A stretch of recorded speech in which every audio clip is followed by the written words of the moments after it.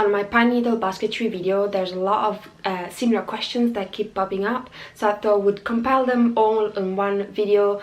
So I will be adding timestamps to all the sections and all the questions on the description box, so that if you want to jump directly into one specific question and answer, you can do that.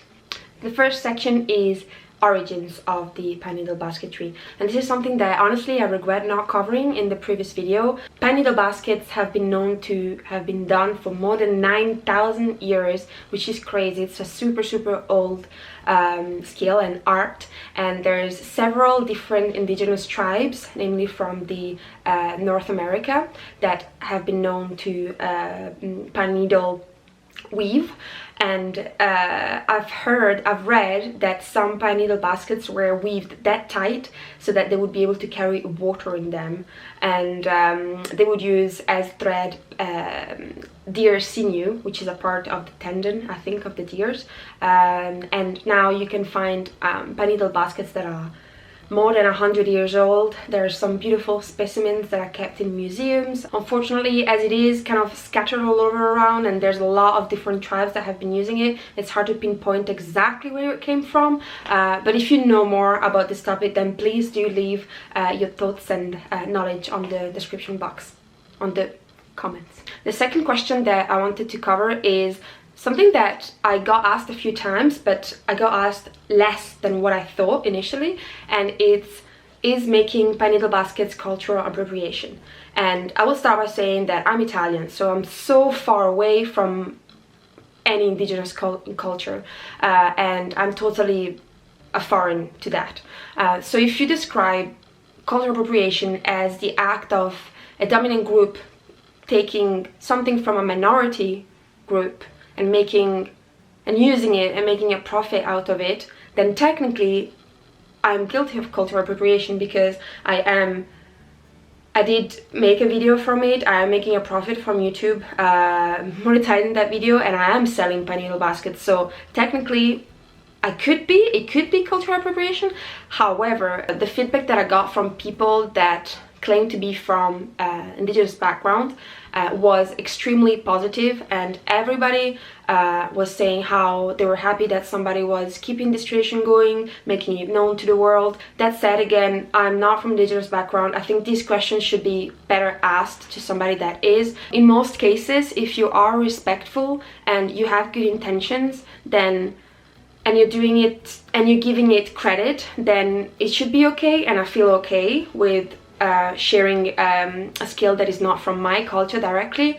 However, again, people might disagree, and I am totally open to being, said that I'm wrong or whatever. So leave your comments down below if you want to discuss this. And lastly, where did I learn to pine needle weave? And I've learned everything online. There's some pretty incredible artists and people that have been doing this for much longer than me, that have been sharing content on how to make them. So I'll leave all their videos on the description bar. I also did buy a book on pine needle basketry that I found super helpful, so again, I will be leaving the link to that on the description box. Next section we will be covering is materials, and the most commonly asked question, and rightly so, is where do I source my pine needles? Where can I find long pine needles? And this, honestly, it varies so much in where you are located. In some areas there aren't even any pine needles or pine trees, so you might have a hard time with that.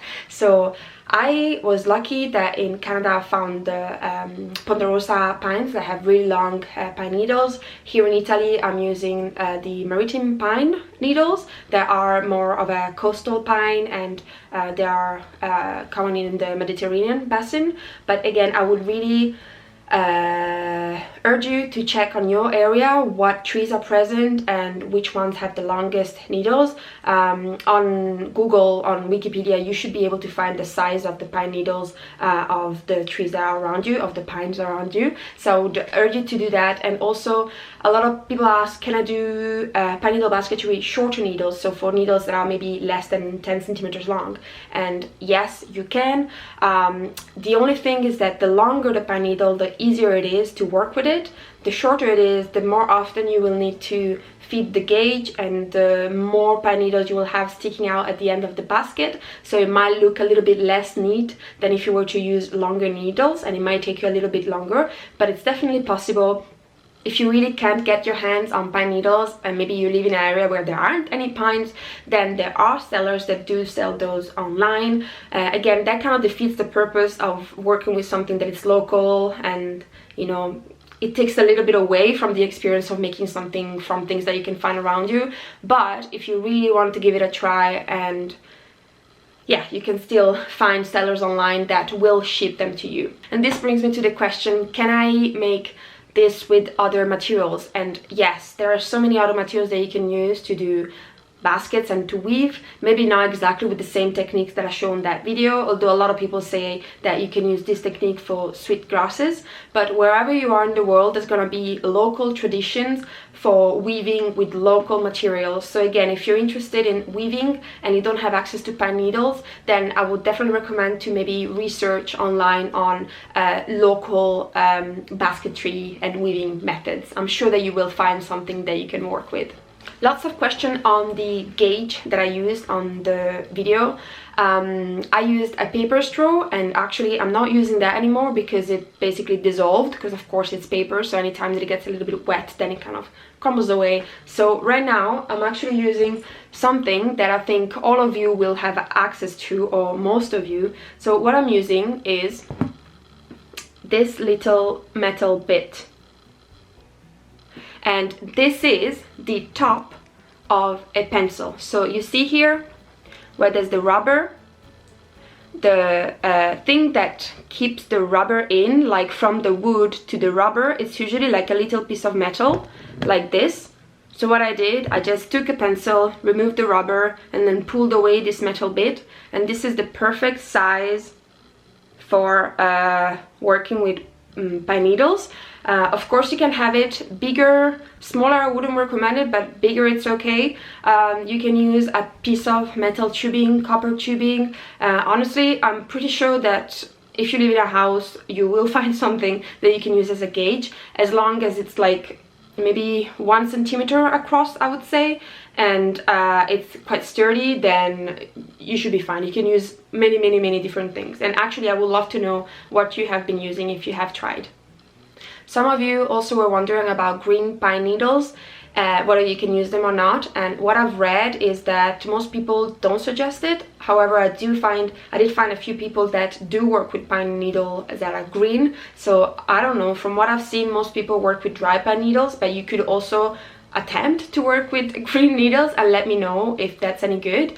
The book that I read said that if you work with green pine needles, then you might end up with a basket that's really looser than what it would be with if you worked with dried pine needles. So that's that. If you do try, or if you have been working with green pine needles, then do let me know in the comments below. Once again, we're all here to share information. Can the pine needles be dried to get different colors? Yes, there are people that do dye their pine needles in different vibrant colors. I found a video of this lady that does it with a fabric dye, so I will be leaving that on the description bar so that you can have a look. Questions on the making of the baskets themselves. How long does it take you to make a basket of the size that I showed on that video, which is about this size? So this is 8 centimeters across and about 9 centimeters in height, and for this I would say it takes me 5 to 6 hours depending on the day. Definitely not something that you can do in an evening. It's gonna take you a little bit longer. Of course, if you do many and you get faster, then maybe it will take you less than me. If you're a beginner, it might take you more. What is the hardest part to make of the pine needle basket? For me, it's the lid, the little knob here, because you need to bend it in a weird way and then work around it, and it can be a little bit fiddly at first. So to me, this is definitely the part that it's a little bit more challenging. That said, you don't need to do baskets with leads, and if you want to make a lead, you don't need to do it like I do. You can use a pine cone or glue something on top at the end to use it as, you know, a knob. Another interesting question, somebody asked, how many baskets can you make before your fingers start hurting, and also how much strength do you need to pass the needle through the pine needles.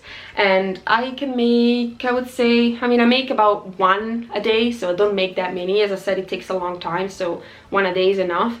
And every 2 days I will stop to give a rest to my fingers. So I would say 2 to 3 baskets of this size, and then I will have 1 or 2 days off. And I think that you do need a little bit of strength in your fingers.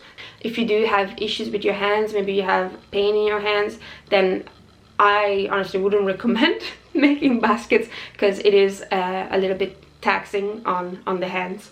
Okay, preserving. Some of you asked, how do I keep my baskets from getting moldy? And I personally haven't experienced mold, just because I make sure that they are super well dried.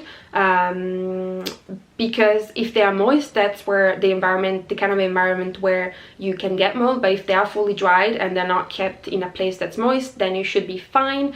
Also, I would maybe suggest to aerate them. So when you dry them, don't keep them with the lid in. Take the lid out, make sure that they're fully dried. And if you are think about where you're placing them. Maybe placing them next to the shower or in the kitchen where there's a lot of moisture and vapor coming, then maybe that's not the best place to put them.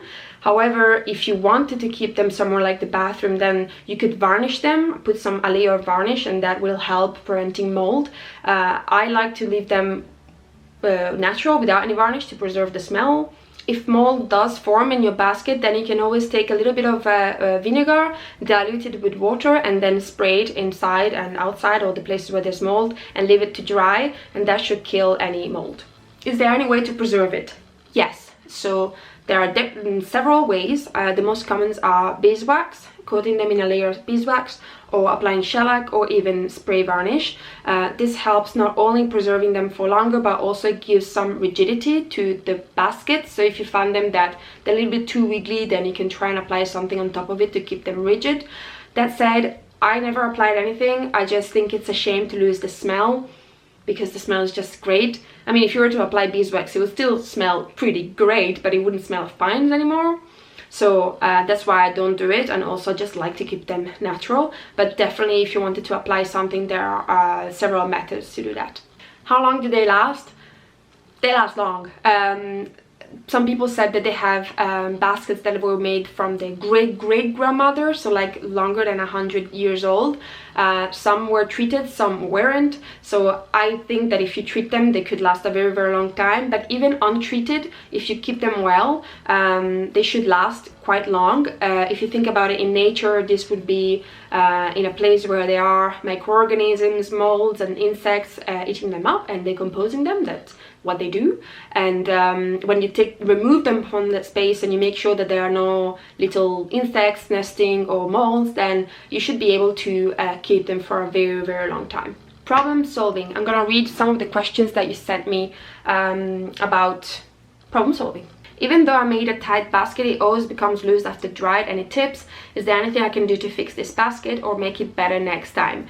So it's totally normal for the basket when dried to be less tight than when you were working with it, because when you were working with it, the needles were moist, so they were like more plump, and then when they dry, the water content leaves the pine needle, and so you will find a difference in wiggliness on your basket. It's totally normal. If that annoys you or you find it too loose, you can apply some varnish on top. As I said, shellac, beeswax, or other kind of varnish will help to keep the structure of the basket and make it more rigid.